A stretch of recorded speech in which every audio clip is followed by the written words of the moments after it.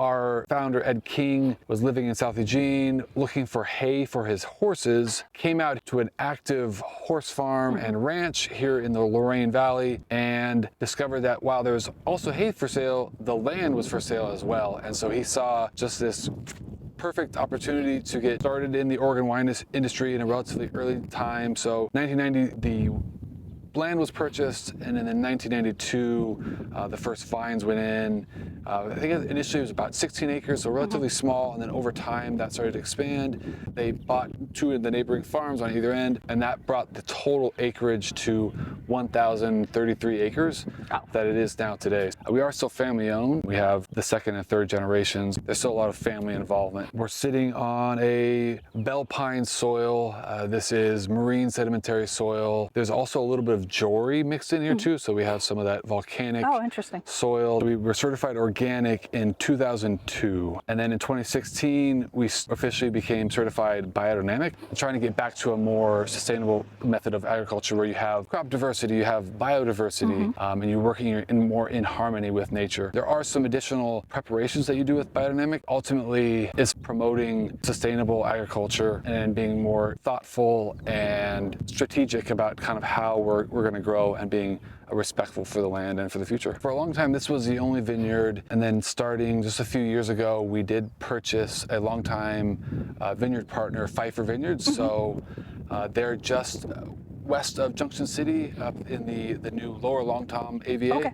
I think something that makes us unique for the Willamette Valley, we're very much on the southern end of the Willamette Valley. Elevation starts to get higher the farther south you go, and the lowest part of the vineyard is at about 700 to 800 feet, and our highest point is about 1,200 feet. So compare that to places in Dundee, where you're sitting about 400 feet. That probably doesn't sound like a huge elevation change. It's significant enough to delay our ripening. Our pick dates are usually about 2 weeks behind a lot of other sites in the North Valley. So that generally leads to higher acid, lower sugar, lower alcohols, wines that are really well designed for aging, very kind of quintessentially Oregon in a lot of ways. And we're unique for Oregon in that most of our production is still Pinot Gris. We're definitely a white wine house. I think we're well known for world-class Pinot Gris in the U.S. I mean, we distribute to all 50 states, but a lot of people still are confused what Pinot Grigio and what Pinot Gris are. Pinot Gris is the French style, the more Alsatian style, whereas Pinot Grigio would be the Italian. Sure, homage, and I think a reflection of our style, that it's much more of that cooler climate, acid-driven, with texture, minerality, the citrus and stone fruit, the things that you see in Alsace. Right.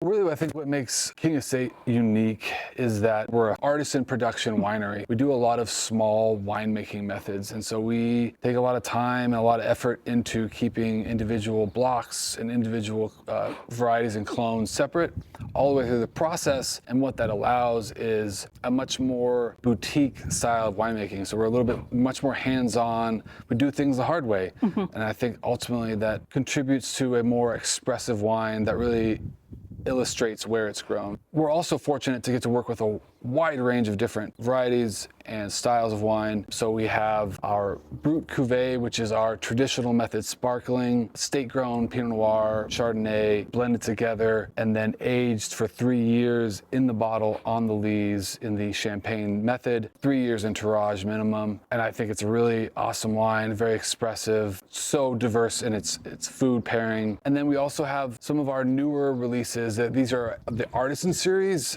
These are more small production, 100% estate grown, meant to be a little bit more accessible, more an introductory to Willamette Valley Pinot Gris and Pinot Noir. We're also really excited for our Oregon Sauvignon Blanc. So we started a Oregon appellated Sauvignon Blanc in 2018.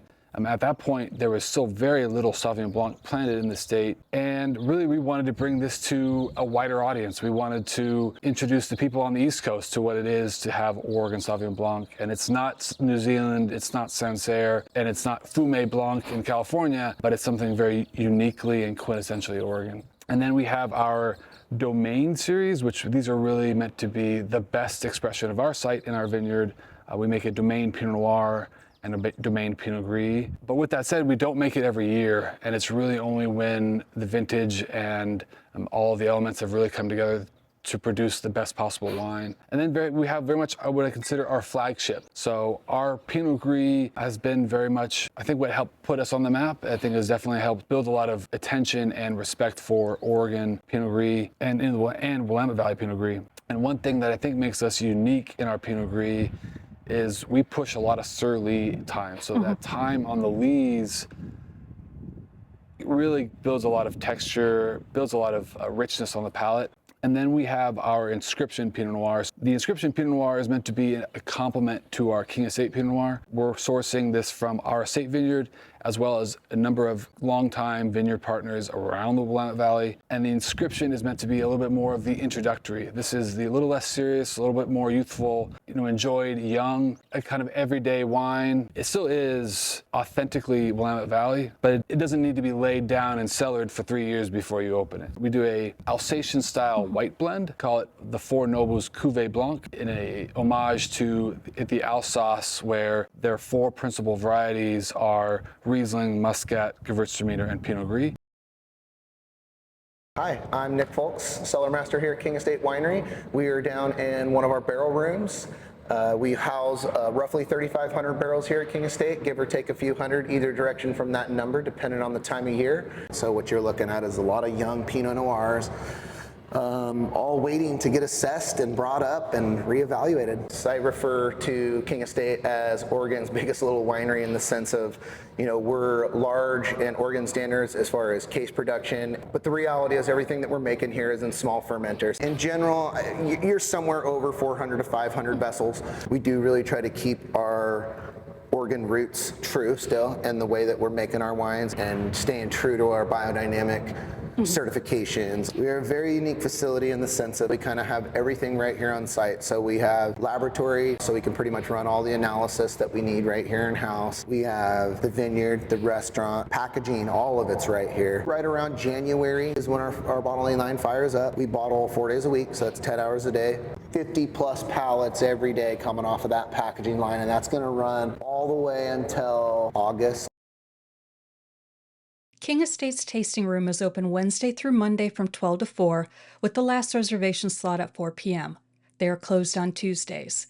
Food service is available Wednesday through Sunday, with wine tasting only on Mondays. Reservations are required for the tasting room and can be made through the King Estate website. For wine tasting, King Estate offers 2 tasting flights, which both offer 4 wines each. The flights are a mix of red and white wines and typically change seasonally. The club flight is $30 and the elite flight is $35. They also have select wines available by the glass, and both current releases and library wines are available to purchase by the bottle. The food menu includes a cheese board, a cheese and charcuterie board, light and hearty options, and a dessert. Check their website for the current menu. King Estate does not allow pets either indoors or outdoors, and outside food and drink are not permitted. Their parking lot has electric chargers available. King Estate's Wine Club, the Tower Club, includes quarterly wine allocations of 4 bottles, 6 bottles, or 12 bottles per allocation. All 3 tiers offer a choice of red wines only or a mix of red and white wines, and the 6 and 12 bottle tiers add a white wine only option. Tower Club members enjoy access to exclusive wines that are only available to the club, as well as club-only events. Each tier also has associated discounts and benefits. Allocations are distributed in February, May, September, and November. You can sign up for the Tower Club either on-site or through the website. The King Estate website is the best resource for any changes to their tasting room schedule and offerings, and major tasting room announcements are also published on their Instagram and Facebook pages.